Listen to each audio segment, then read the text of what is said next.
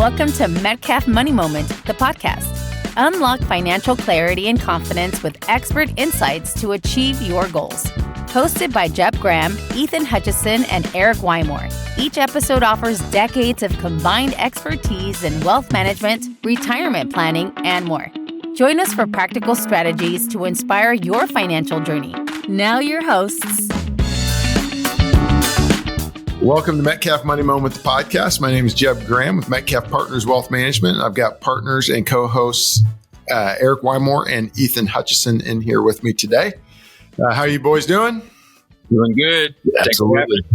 Yeah, I don't know what day of the week this podcast is coming out, but it's Friday here today, which is great. So we got, after a long week of a snowstorm and all that, we're ready for the weekend. And, we were talking and basically one of the couple things we've been through this last few weeks is we've had a few clients coming in saying that they want to retire early. And I guess everyone can define what early retirement is to them. Is it 40 years old or is it 50 years old or is it 60 years old? But anyway, so it kind of got us thinking about things that are important when people are going to retire early. As far as, a couple statistics, according to Guardian Benefit, the average retirement age in the United States is 62 years old, which was surprising to me. I thought it would be later than that. If you think about it, full Social Security age for most people is going to be 67 years old. And then when you talk about people that retire earlier than planned, so when you talk about early retirement, there's two categories of people. There's the people that plan for and want to retire early, and then there's the people, and we've had a number of clients that are in this boat, is that they get kind of forced into retirement early. And approximately 58% of retirees leave the workforce earlier than they anticipated they were going to, according to Yahoo Finance. Okay. And then here's the big one, the desire versus the confidence to retire early. While 59% of Americans wish to retire before the age of 65, only 40% are confident and believe that they'll be able to do so, according to the Financial Brand. So that's, those statistics are out there. So when you're talking about retiring early, it made me think about a client that we had that retired early a couple of years ago. So basically we had a Garmin executive and we had his spouse was a healthcare administrator, and they were 58 years old and they decided they wanted to retire. They'd saved about $2 million. So they had a pretty nice nest egg, and they were basically, kind of thinking about retiring earlier. And we figured out that there was four main things that really needed to be addressed when we started this conversation. Number one was, how much money do you need to retire? That's kind of the question out there. Obviously, Eric, you're going to hit on that here in a minute. It's different for everybody. There's not a blanket rule on that. And we'll go through that. And then there's when and how do you get to access the different types of accounts? Most people that we have that are clients have IRAs, Roth IRAs, non-retirement accounts, employer-sponsored plans. Ethan's going to hit on the different types of accounts. How do you access them? When can you access them? And then another big one is obviously Social Security. When do we take Social Security? When can you take Social Security? What's the benefit of taking it early versus later? And then you have what I consider the biggest elephant in the room. And we actually had a couple of gentlemen from L&I Insurance to talk a little bit about that. But it's health insurance. When you retire early, how much is health insurance going to cost you, and how do you get health insurance? So let's start with that big one, which is how much money. We see TV commercials of what's your number and all that. So I think that's a good one to start on there. Absolutely. I'm so glad that we're doing this topic, because it hits a lot of clients. 100% of people want to retire, maybe 99.9, but a lot, almost every single person wants to retire someday, and such a great topic. So I'm glad to be a part of it. But we say the same thing with every individual that we meet. Everything starts with a financial plan. We are a planning based firm first.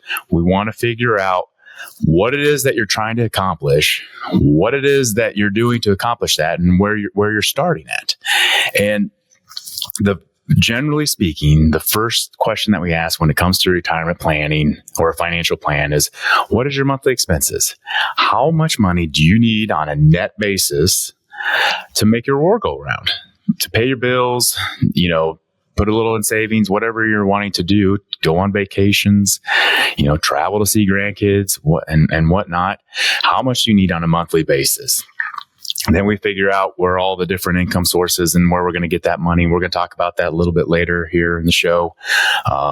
But a general rule of thumb, and you guys have probably seen this, and a lot of it goes into, this number, but generally speaking, you can take a withdrawal rate of about 4% off of your investments. And that's a comfortable amount. And how you get to that number is basically if you're, having a 6 or 7% rate of return overall on average on your investments. You take out 4%, you got a little bit in there every year to continue to grow, to have because 4%, you're going to need a little bit of an inflation factor in there as well. So it's a great rule of thumb, and we've mentioned before, if you're retiring early, probably be a little bit lower than 4%. 100%. The other thing we were talking about too is for different clients, they have different goals. A lot of our clients say, hey, well, I want to give as much money to my beneficiaries as possible. And some of them say, hey, I want to spend my last dollar the day that I die. And maybe that's different for each one of them. So maybe the person that wants to spend their last dollar, maybe they can actually spend 6 or 7 or 8% of their portfolio, depending upon what age they are when they retire, right? Absolutely. And it changes too. That's the beautiful thing about a financial plan is it's living, breathing animal, and it's going to change.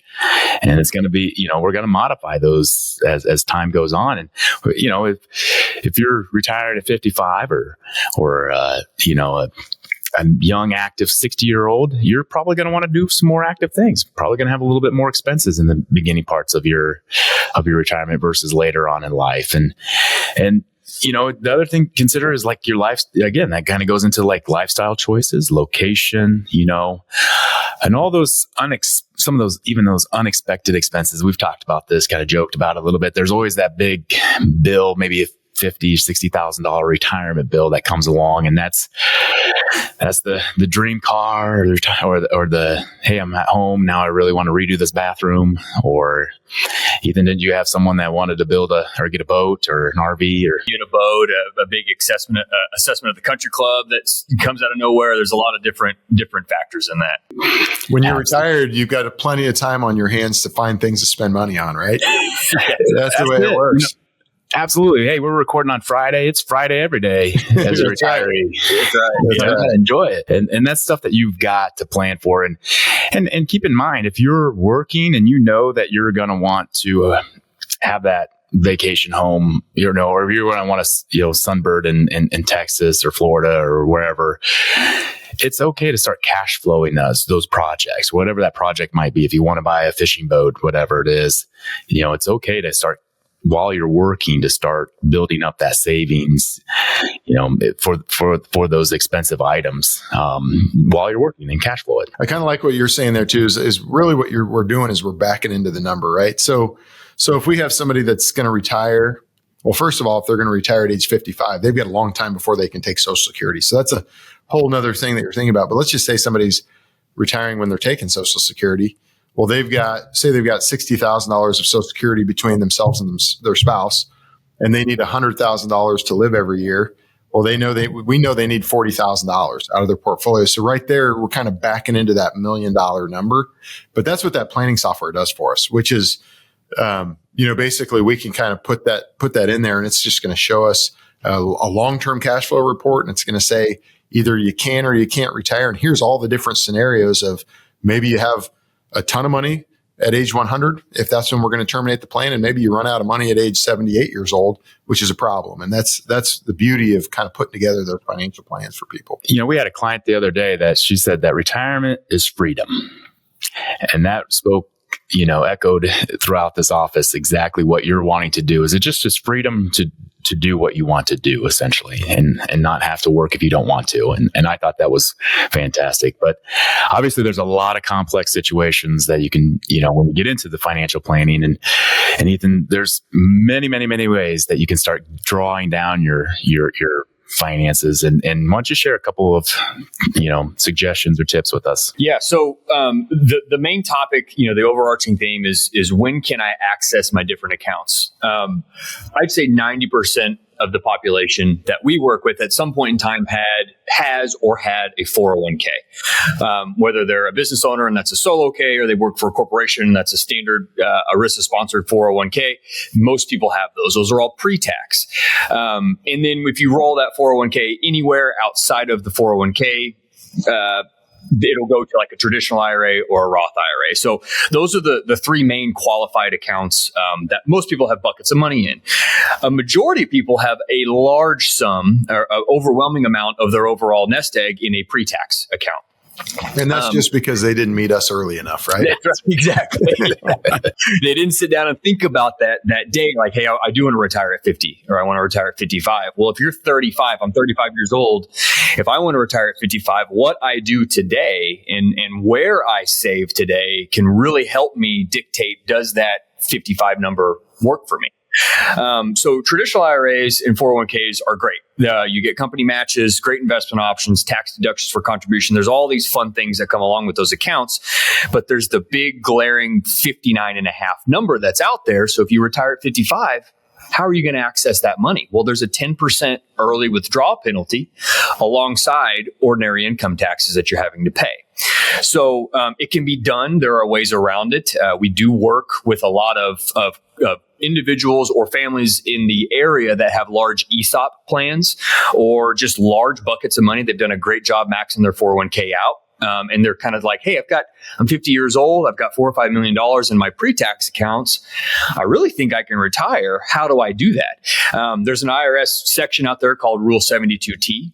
It allows you to take premature distributions out of your IRA without having to pay that 10% early withdrawal penalty. Now, you do have ordinary income taxes. There are a lot of rules, a lot of stipulations around 72T, but it's a great tool that a lot of our clients use when they're younger, 50, 55, and have that big pre-tax nest egg. I know we went through a client that we were working with just a couple of weeks ago who I can't remember what was the age. I think she was 55. Just turned 50. I'm sorry, because there was another one that was 55. So just turned 50. So you think about that. You just turned 50. And this is an individual that works at a large engineering firm, has a really big ESOP plan. And so we're kind of going through this and we're looking at 72T. Not only that, we kind of decided that there's some things you could do with 72T because there's so many different options with 72T, whether you take a small amount or a large amount. And the reality is she wanted to be able to get as much out of that IRA early as possible at a low tax bracket, right?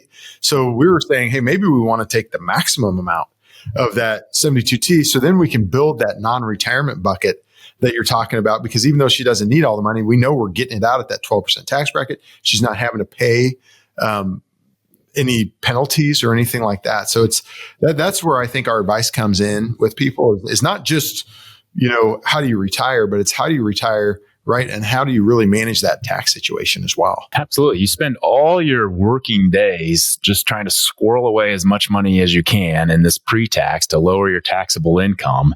And then there's just this beautiful window of time where your income is very low and you try to take it all out as fast as you can, as much as you can, at least get it out of the tax qualified account into something else at the lowest tax rate.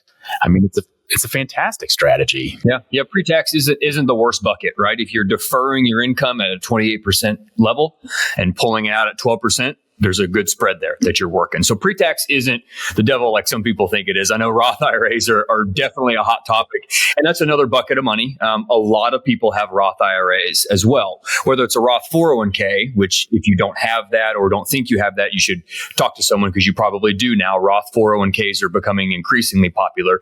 So that's one version of a 401k you could have, but a Roth IRA.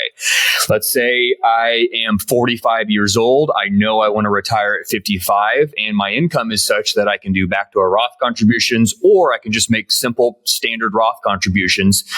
You can actually pull your principal out of your Roth penalty-free and tax-free because you've already paid your taxes if the account's been open for longer than 5 years. So if you've put $7,000 away every single year from the age of 45 to 55, you've got about $70,000 there that you can get into that Roth IRA and access that. So that's another one. One of our favorite accounts one of the most underlooked accounts that I think is out there is a non-retirement account, also known as a trust account, brokerage account, joint account, TOD. I can run off more acronyms if we need to. But at the end of the day, it's a standard plain Jane investment account that does not have that 59 and a half age limitation on it. You could put $1 million in there today, take $1 million out of there tomorrow, and the only thing you really have to worry about is capital gains taxes. So for our younger clients in my age group, 35 to 45, we're kind of thinking, hey, 55 would be a great time to retire. Let's start beefing up that non-retirement account now so that when we get to age 55, we don't have to worry about 72T. We don't have to worry about early penalties for withdrawal or any of that. We can just live off of our non-retirement bucket of money, pull money out of our other accounts, do some Roth conversions, and be really efficient with our low income at that point in time. So never neglect and don't discount the long-term effect of those non-retirement accounts. Yeah, I totally agree with that. And I would say, and kind of what I'm hearing from you there is the word flexibility, right? So when you think about the more non-retirement money or trust money or TOD money or whatever you want to call it that you have when you retire, the more flexibility you have. And the more we can kind of manipulate people's tax situation, whether that's doing Roth conversions, whether that's just keeping their health insurance premiums low, or whatever it is. When we've got that bucket of money, we have a lot of flexibility to be able to do a lot of things. So, and that brings us into our next one, which is Social Security. That's a big leg on the stool for people is Social Security. Every time people retire, they want to know, number one, that's usually one of the first questions they ask us, right? Is when do I take Social Security? Especially if they're going to retire early. If you're going to retire at age 58, we were talking about this earlier. If you're going to retire at age 58, then you've got 4 years before you're even allowed to take Social Security. So we've got to account for that. And you basically, during that time, you're going to be taking money out of your investment. So to give you kind of a brief overview of Social Security, so the first time that you can take Social Security is at age 62. Okay. And then basically you can take it anytime between age 62 and age 70. For most people, their full retirement age is going to be age 67. Okay. So there is no benefit whatsoever for waiting after age 70 to take Social Security. So you definitely want to turn it on at age 70. For each year that you wait after 62, you get about an 8% bump in Social Security, meaning, every year that you wait, it's about 8% higher than it was the year before. So when you think about that, if your full retirement age is age 67 and you turn it on at age 62, you're taking about a 35-ish% discount of what your full retirement age benefit is. And if you wait until age 70, you're getting a little over 30% more than you would have gotten at your full retirement age. So figuring out when to take it's a big deal. Here's something that's a really big deal for early retirees. Okay, it's because we've all seen it. We have our clients that retire and they like being retired, but they don't want to be fully retired. So they want to go back to work part-time. Okay, so if you're a person that does that, you got to be very careful about taking Social Security before your full retirement age. Because if you take Social Security at age 62 or 63 or 64 or 65, whatever it is early, you have an earnings limit. Okay. And what that means in 2024, if you made more than $22,320 in 2024 and you were pulling Social Security, for every dollar that you made over that, it lowered your Social Security benefit by $2. So, and that's only during the period of time before you hit full retirement age, but you have to be very careful about that. Because you certainly don't want to get in a situation where you're not only you're permanently lowering your benefit for your lifetime, and then you're also eating into that lower benefit for those few years in early retirement. So you got to be pretty careful there. The other thing with Social Security that we get a lot is people always want to know, when am I breaking even? Okay. When I say breaking even, they want to know, if they take it, whether they take it at 62, 67, or 70, when have I taken the same amount of money out of the Social Security system? And typically that's going to be around age 81. Okay. Meaning if you take it at 62 or you take it at 70, you've taken roughly the same amount of money out of the Social Security system around that age 81 as a break even. What we tell people and what we're big on is we're not as worried about making sure that people take the most money out of Social Security, because there's so many variables there that we can't control. We don't have that crystal ball that we're going to know when somebody's going to die. We don't necessarily know their longevity. So what we want to do is we want, back to kind of Eric, what you were talking about earlier, is we want to build that financial plan. And what we're really worried about is solving for how do you have the most money later in life? Okay. How are you maximizing your utility? And a lot of times that break even. So for instance, this client that's going to retire at age 62, if they're going to wait to take Social Security to age 67, well, that's 5 years that they're drawing out of their accounts, right? And so really, they're now, once they take that higher amount of Social Security, they have to catch up. Their retirement accounts have to catch up in order to maximize that utility. And a lot of times when we're running that might not break even till mid 90s, even past age 100. So we really got to take so many different factors into account as to, are you going to work between age 62 and 67? How much money do you have saved and how much you're going to have to dig into during those years, and when are you going to break even? So definitely not a one size fits all. Absolutely not. It's not. And that's where the plan just becomes so important, and that's something we can reference. And you absolutely mentioned or said it earlier. It is with that individual that might retire early, it's always a good time to wait before drawing Social Security, just to make sure you don't go back to work for that reduced rate. You can always draw it a little bit later. You don't know in that first few years if you retire, if it's like, okay, kind of miss it or whatever, and you want to go back, or you get offered a really good job and, you can't really shut it off. Hey, we have the perfect example right here in our office, right? We have an employee that retired 6 or 8 months ago and then, decided that she wants to come back to work part-time. And people do that, so. Very common. Yeah.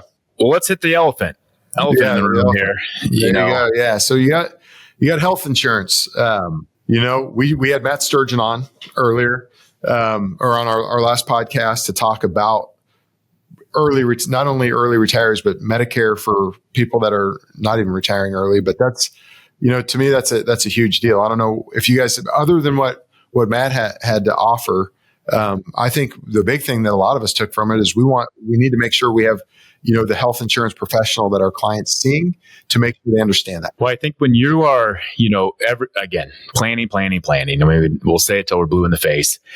If you are, 62, 63 years old, that's the time to start planning for Medicare. It's not at age 65 when when all of a sudden you're eligible for it. It's you want to start planning early, because if there's ways to maneuver your income, you can actually, there's a look back. So the Medicare looks back last 2 years for your income, and that's how they set some of your prices.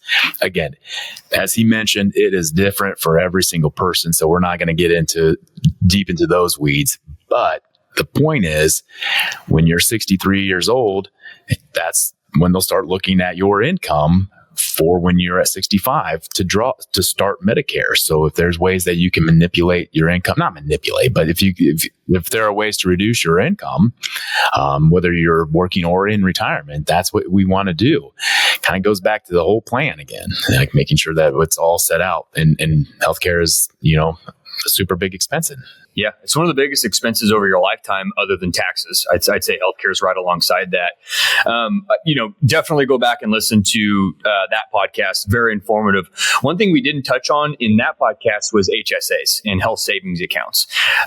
They are extremely beneficial now, and even more beneficial in retirement. They're the only account out there that's triple tax exempt. So you get a tax deduction for putting money into the HSA. It grows tax free. When you pull it out for qualified medical expenses, it's also tax free. So padding that HSA prior to retirement, I think, is a really nice strategy as well for some of those unknown health things that might pop up. If you have the ability to contribute to an HSA and you're young, you're in your 30s or 40s, put as much money in there as you can and let it grow. They're portable, so you can take them with you. And if you need to have an MRI to get surgery on a rotator cuff because you threw it out playing pickleball in retirement, you got a little bit of a nest egg there. You can go and use those funds to kind of get that stuff taken care of and not really worry about, man, my premiums are going to go up or I need to hit my deductible. You've got some backstop there, I would say. I'll tell you too, to add on to that, HSAs have come a long ways in the last few years. So it used to be that basically you just set up a bank account and that's what your HSA was. Well, now there's HSAs that kind of works like 401k, right? Where you have a bunch of different funds that you can choose from. So you can really kind of think of that more as a long-term investment, as well as, that's kind of your health insurance bucket. And to your point, there's a lot of people out there playing pickleball, hurting themselves, and you got to have all that stuff. And I tell you one other thing I really took from that last podcast with Matt and Phil was what Phil was saying is when you're getting ready to think about Medicare, it's 2 years before you retire. And, not everybody knows they're going to retire 2 years before they're going to retire. But if you do know that, I guess the theme is you want to get on that earlier than later. And I think definitely we want to have a health insurance professional that's involved in the process and the decision making. So to kind of sum things up, Jeb, kind of run through the bullets real quick, checklists, and just a quick recap of the podcast. Yeah. So what we talked about, and we'll kind of go through this one last time, but what we talked about was early retirement, and what we've got. The four things that you really need to think about, or the four things that we're getting a lot of people asking us about, is number one is what is that? What's that number? What's my retirement number? And then we've got when can you access your retirement accounts? So you have all these accounts out here. You want to know when to access them. You got to figure out Social Security. You got to figure out Medicare, or you got to figure out health care. So, but those are it. And guys, so happy Friday.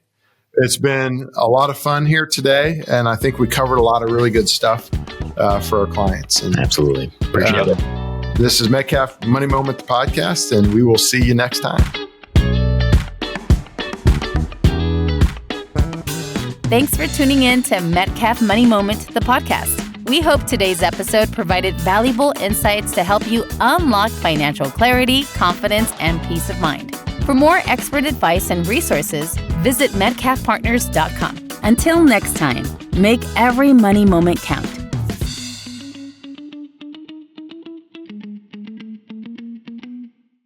Jeb Graham, Ethan Hutchison, and Eric Wymore are registered representatives with and securities offered through LPL Financial, member FINRA SIPC. Investment advice offered through WCG Wealth Advisors, a registered investment advisor. WCG Wealth Advisors and Metcalf Partners Wealth Management are separate entities from LPL Financial. The opinions voiced in this podcast are for general information only and are not intended to provide specific advice or recommendations for any individual. To determine which strategies or investments may be suitable for you, consult the appropriate qualified professional prior to making a decision. All performance referenced is historical and is no guarantee of future results. All indices are unmanaged and may not be invested into directly.